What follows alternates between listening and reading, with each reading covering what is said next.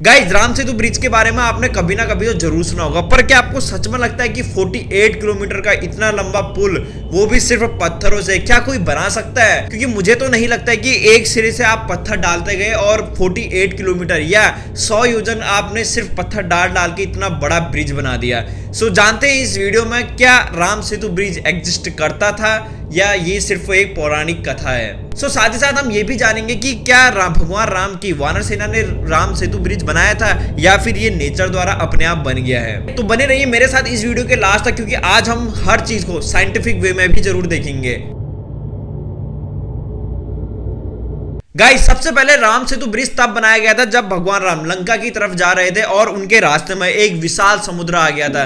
तब भगवान राम की वानर सेना ने पत्थरों पर राम लिखकर समुद्र में डालना स्टार्ट किया और शॉकिंग चीज ये है कि वो जो पत्थर है वो तैरने भी लगे और एक पुल बना दिया। सो आखिर ऐसा कैसे हो सकता है कि राम लिखते ही वो पत्थर तैरने लगे? गाइस, इससे पहले कि आप कुछ भी कमेंट करें तो पहले ये वीडियो जरूर देख लीजिएगा। सो हम वाल्मीकि रामायण के अकॉर्डिंग देखें तो मतलब जो हमारी रामायण है उसके अकॉर्डिंग देखें तो भगवान राम का ये सेतु ब्रिज ये बनाया गया था 7000 साल पहले, मतलब अराउंड 5000 BC में। तो इसी चीज को प्रूफ करने के लिए आर्कियोलॉजिस्ट चेल्सा रोज ने अपनी रिसर्च में ये बताया कि जो वहां पर मिट्टी है, मतलब वहां पर बालू का एक ढेर जैसा है, वो कम से कम 4000 ईयर पुरानी है और जो उसके ऊपर पत्थर है वो 7000 ईयर्स पुराने हैं। सो अब आपके होश उड़ जाएंगे क्योंकि अब मैं आपसे कहूंगा कि how is it possible. Guys, 7000 years पुराने पत्थर का तो मतलब यही निकलता है कि 2000 years after Christ and 5000 years before Christ. तो गाइस, उस टाइम पे ऐसा क्या हुआ था जिसने इस पूरी दुनिया को एक नया रूप दे दिया था और ये सबके लिए एक मिस्ट्री बन गया था। जी हाँ गाइस, एग्जैक्ट उस टाइम पे हुई थी रामायण। तो यहाँ पर से हम क्लियर ये तो कह सकते हैं कि ये किसी ना किसी ह्यूमन इंटरफेरेंस की ओर इशारा कर रहे हैं। तो गाइस, अभी इतना ही नहीं, मेरी इन्वेस्टिगेशन यहीं पर ही खत्म नहीं होती है। फिर मैं अपनी इन्वेस्टिगेशन को आगे बढ़ाता हूँ नासा के दरवाजे को खटखटाकर। अब गाइस, जैसी मेरी इन्वेस्टिगेशन नासा के दरवाजे पर पहुंची तो मेरा शक यकीन में बदल गया, क्योंकि मेरे सामने कुछ ऐसे प्रूफ थे कि मैं डाउट नहीं कर सकता था। इससे पहले कि मैं आपको वो प्रूफ दिखाऊं तो उससे पहले आपको राम सेतु ब्रिज के बारे में जानना बहुत जरूरी है, नहीं तो आपको बाद में कुछ भी समझ नहीं आएगा। अब गाइस, जो ये राम सेतु ब्रिज है इसकी लेंथ 30 माइल्स है, यानी 48 किलोमीटर।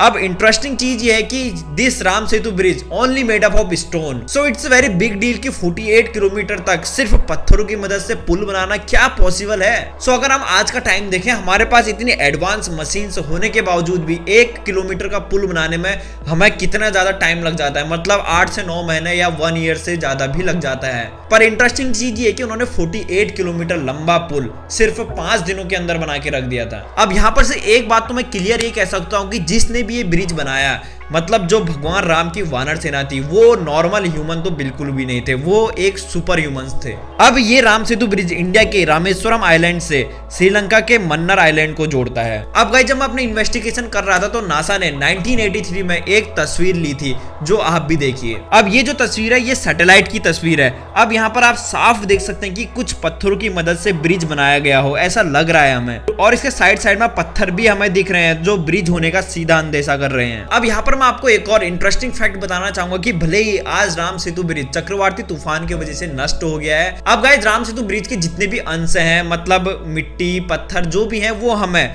समुद्र से 9 फीट नीचे दिखाई पड़ते हैं। और यहाँ पर कुछ सालों में वैज्ञानिकों ने यह ऑब्जर्व किया है कि ग्लोबल वार्मिंग की वजह से जो पोलर हिमखंड है वो बहुत तेजी से पिघल रहे हैं, जिसके वजह से जो सी लेवल है वो काफी हद तक बढ़ चुका है। तो वैज्ञानिकों का यह मानना है कि 7000 साल पहले समुद्र का जो जल स्तर था वो 9 फीट नीचे था। जिस जगह पर राम सेतु ब्रिज बनाया गया था वहां पर 9 फीट नीचे मिट्टी की चट्टानें भी हमें देखने को मिलती हैं। गाइज, अभी भी आप में से मोस्ट लोग ये कहेंगे कि ये नेचुरल भी तो हो सकता है, पर गाइज अगर आप ही सोचिए, अगर ये नेचुरल है तो ये उस पॉइंट पर ही क्यों बना, क्योंकि वहां पर हमें ऐसे पत्थर क्यों मिले और वहीं पर ही हमें ऐसी मिट्टी क्यों बनी जो इतने साल पुरानी है। सो गाइज, अगर आपको अभी भी भरोसा नहीं हो रहा है तो मैं आपको और प्रूफ देना चाहूंगा, और मैंने अब और प्रूफ जोड़ने के लिए मैंने अब धर्म के पन्ने पलटाने शुरू किए। तो इस रामायण का वर्णन मुझे वाल्मीकि पुराण, स्कंद पुराण, ब्रह्म पुराण, विष्णु पुराण और अग्नि पुराण में इसका वर्णन मिलता है। अब गाइज, मैंने अब धर्म की तरफ देखा ही है तो मुझे ऐसी चीजें मिली है, मतलब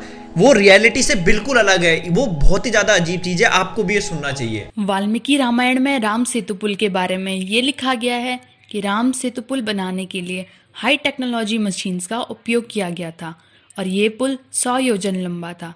एक योजन में 13 किलोमीटर तक होते हैं और रामायण में इसका नाम नल सेतु था। अब गाइस ये रियलिटी से कितना हटकर है, ये तो हमें पता ही नहीं था कि वहां पर हाईटेक मशीन्स का भी यूज हुआ है, क्योंकि हम साइंस के हिसाब से अभी तक चल रहे थे। मतलब साइंस तो ये कहता है कि जो आधुनिक टेक्नोलॉजी है वो इंसानों ने इन 100 ईयर्स में ही बनाई है, पर इतने साल पहले 7000 ईयर पहले रामायण में क्या हाईटेक मशीनें होंगी? तो इस प्रोस्पेक्टिव में तो किसी का ध्यान ही नहीं गया था। अब गाइस आप इतना शौक मत हो जाइए, क्योंकि आपको अभी एक और शौक लगने वाला है। अब उस वाल्मीकि पुराण में ये भी लिखा गया है कि जो ये राम सेतु ब्रिज था ये 100 योजन का था और एक योजन में होता है 13 to 14 किलोमीटर। अगर हम एक योजन को 13 किलोमीटर भी मानकर देखें तो 100 योजन करते करते 1300 किलोमीटर बन जाता है, यानी 1300 किलोमीटर। तो क्या 1300 किलोमीटर का पुल बनाना संभव है? तो अब हम इसे 1300 किलोमीटर को आज से कंपेयर करें तो हमें 48 किलोमीटर जितना पुल ही दिखता है। सो आखिर यहाँ पर क्या सही है, रिलीजन सही है या साइंस सही है? अब गाइस यहाँ पर आप लोग जरूर कंफ्यूज होंगे, पर यहाँ पर मैं अपना एक स्ट्रॉन्ग ओपिनियन जरूर देना चाहूंगा।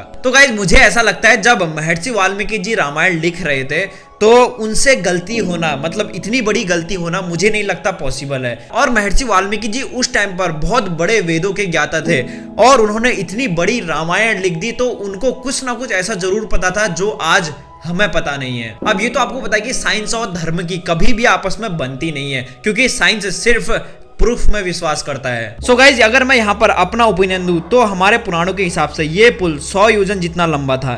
तो ऐसा हो सकता है कि 7000 ईयर्स पहले समुद्र की चौड़ाई 100 योजन जितनी हो। गाइज मैं ये बात बनाकर नहीं बोल रहा हूँ, क्योंकि मुझे ऐसा ही लगता है, क्योंकि जैसे जैसे टाइम बीतता गया, इवोल्यूशन होता गया, ऐसा हो सकता है कि जो समुद्र की चौड़ाई है वो कम हो गई हो और धीरे धीरे वहां पर जंगल, मकान, घर इनका निर्माण होता गया और इसकी चौड़ाई का हमें सही अंदाजा कभी हो ही ना पाया हो। क्योंकि गाइस जितने भी हमारे वैदिक पुराण है, हमारे ग्रंथ हैं, उनमें जितनी भी बातें कही गई है वो कहीं ना कहीं से आज की लाइफ में साइंटिफिक वे में जरूर बाहर आती हैं। अगर आपको मेरा ओपिनियन सही लगता है तो मुझे कमेंट बॉक्स में जरूर बताइएगा और आपका ओपिनियन क्या है वो भी मुझे बताइएगा। अब गाइस नेक्स्ट चीज जो अभी आपने वाल्मीकि रामायण में सुना था कि वहां पर जब वो पुल बन रहा था तब वहां पर हाईटेक मशीन्स का यूज किया गया था। तो गाइस मुझे इस बात पे लॉजिक बिल्कुल लगता है, क्योंकि आप ही सोचिए 100 योजन जितना समुद्र में आप सिर्फ एक सिरे से पत्थर डालना शुरू करते हो और 1300 किलोमीटर का एक लंबा पुल बना देते हो। क्या ये लॉजिकल लगता है? तो मुझे तो नहीं लगता गाइज ये बिल्कुल भी लॉजिकल। अब यहाँ पर गाइज मुझे आपके इमेजिनेशन की जरूरत पड़ेगी, क्योंकि अब आप ही सोचिए कि एक पुल बनाने में सबसे पहले हमें क्या पता होना चाहिए। सबसे पहले हमें ये पता होना चाहिए कि वो पुल हमें कितना लंबा बनाना है। मतलब अगर हमें आइडिया ही नहीं होगा कि इस पुल की लेंथ कितनी है तो हम वो पुल नहीं बनाएंगे। अब सेकंड चीज, अगर पत्थरों का पुल बन रहा है तो सबसे पहले जो उसमें यूज हुए पत्थर है उनका शेप सही होना चाहिए, क्योंकि ऐसा नहीं कि अगर वो पत्थर नुकीले होंगे तो चलने में जाहिर सी बात है दिक्कत जरूर होगी। अब थर्ड इंटरेस्टिंग चीज, आपको पता होना चाहिए कि उस पत्थर का शेप क्या है और साथ ही साथ ये भी पता होना चाहिए कि वो पत्थर कितना स्ट्रॉन्ग है। ऐसा नहीं कि उस पर अगर चल रहे हैं तो वो पत्थर टूटकर नीचे गिर गए। और फोर्थ चीज जो सबसे ज्यादा इंटरेस्टिंग है, आपको पता होना चाहिए कि 1300 किलोमीटर का लंबा पुल अगर आप बनाने जा रहे हो वो भी सिर्फ पत्थरों से, तो क्या वो सीधा बन रहा है कि नहीं? क्योंकि ऐसा नहीं कि आप इस तरह से पत्थर डालना शुरू कर रहे हो और जहां पर आपको निकलना है वहां पर आप नहीं निकल के पता नहीं कहीं और ही निकल रहे हो। तो वहां पर एक सीधी डायरेक्शन सबसे ज्यादा इंपॉर्टेंट है। सो गाइस अब आप ही सोचिए, क्या बिना हाईटेक मशीन के इतना लंबा पुल बनाना पॉसिबल है? आपको लॉजिकल वे में इसे देखने की जरूरत है। पर अगर आपको अभी भी ये लॉजिकल नहीं लग रहा है तो आप इसे लॉजिकल वे में नहीं देख रहे हैं, आप इसे धर्म के बेस पर देख रहे हैं, आपको इसे साइंस के बेस पर देखने की जरूरत है। अब गाइस मैंने जितना भी इस राम सेतु ब्रिज के बारे में जाना है, मैं इस बात पर भी अपना एक ओपिनियन जरूर देना चाहूंगा। तो मुझे तो ऐसा बिल्कुल लगता है कि उस टाइम पर जो हमारे वैदिक पुराण है उसमें बिल्कुल सही लिखा गया है कि वहां पर हाई टेक्नोलॉजी मशीन्स का यूज हुआ था।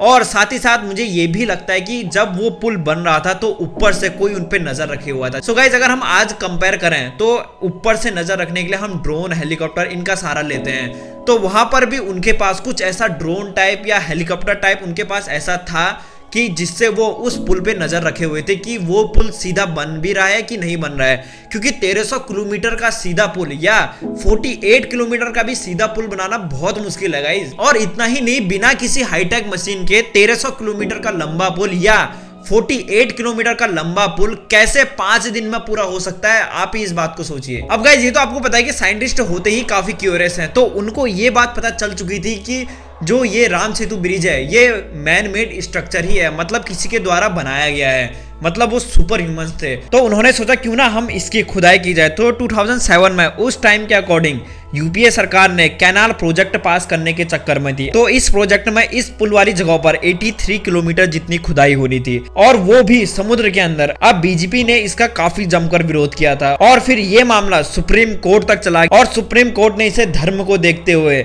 इस प्रोजेक्ट को रोक दिया। अब गाइस आपने इसे साइंस के वे में भी देखा और धर्म के दृष्टिकोण से भी आपने इसे देखा, पर एक चीज आप लोगों ने मिस करती गाइस, जो ये राम सेतु ब्रिज है वो किस पर बना है? पत्थरों पर बना है। आखिर किस टाइप के वो पत्थर है जो तैरते हैं, और वो पत्थर हमें आज की डेट में बहुत रेयरली देखने को मिलते हैं। अब गाइस उन पत्थरों में ऐसा क्या है जो तैरते हैं? सो गाइस अब वहां पर एक क्वेश्चन और निकल के आता है कि इतने सारे पत्थर, 1300 किलोमीटर लंबा पुल अगर वो बना रहे हैं तो कितने सारे पत्थरों की उन्हें जरूरत पड़ेगी। सो उतने सारे पत्थर आखिर आए कैसे? चलिए आए तो सही, वो पत्थर आखिर तैर कैसे रहे हैं? वो पत्थर आखिर किन किन चीजों से मिलकर बने थे? तो यहाँ पर मोस्टली लोग कहते हैं कि वो प्यूमिस रॉक था, मतलब एक प्यूमिस पत्थर था जो तैरता है। अब गाइस मैं इस बात से बिल्कुल भी मना नहीं कर रहा हूँ कि जो ये प्यूमिस रॉक है, मतलब जो ये प्यूमिस पत्थर है वो तैरता नहीं है, वो बिल्कुल तैरता है। पर मैं यहाँ पर आपको इंटरेस्टिंग चीज बता दूं, जो भी राम सेतु ब्रिज बनाने पत्थर यूज हुए थे वो प्यूमिस पत्थर नहीं थे। जी हाँ गाइज आपने बिल्कुल सही सुना। सो अगर आपको इन पत्थरों के बारे में डिटेल वीडियो चाहिए तो आप मुझे ज्यादा से ज्यादा कमेंट जरूर करिएगा। सो आई होप गाइज आपको आज की वीडियो इंटरेस्टिंग लगी होगी। अगर आपने इस वीडियो से कुछ भी सीखा है तो एक शेयर तो बनता है दोस्तों। तब तक के लिए थैंक यू सो मच।